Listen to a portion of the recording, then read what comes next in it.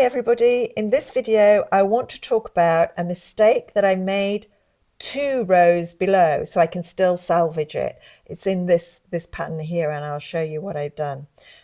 This is very close to the start of the project, and if it's a small project, no problem, I will undo. But as you can see in this project, which is a really large project with lots of different patchwork motifs, it is a lot of work to rip back.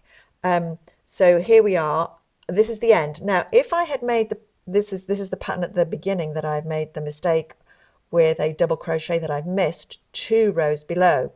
So it's still salvageable. I can still save it.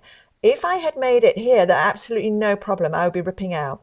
But honestly, if I had a penny for every row that I've ripped out and every mistake that I've made, I would be a millionaire by now, because honestly, I don't hide the fact that I make mistakes.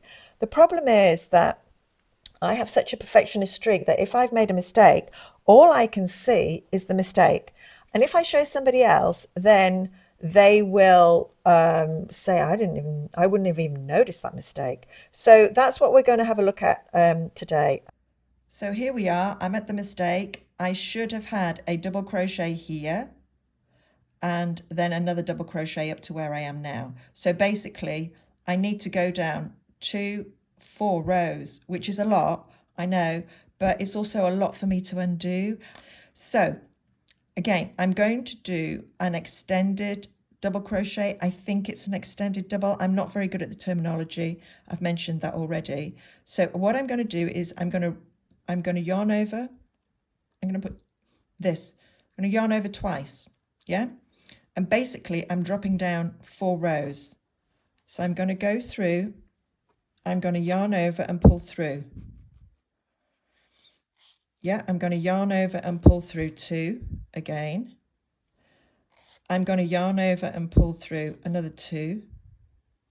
And I'm left with 2 on my hook, and I'm going to yarn over and finish with this extended double, treble, whatever it's called. Okay, and that's how I'm now going to just continue with my pattern.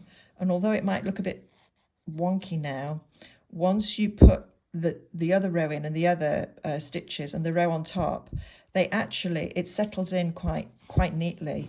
And like I say, you and I know, but not many other people will notice. Yeah. So I'm just going to stop here. So I'm doing a little bit of adding a 3rd colour in as well. That'll be something else. And here we go. I've got the result that I want, which is to have this frame, and instead of 2 separate doubles, I've done 1 big long one. Yeah. And we know, but I think it's going to look fine at the end. I don't think anybody's going to notice it. We know that it's one of these extended double treble-y thingies because we can get our hook through the back of it.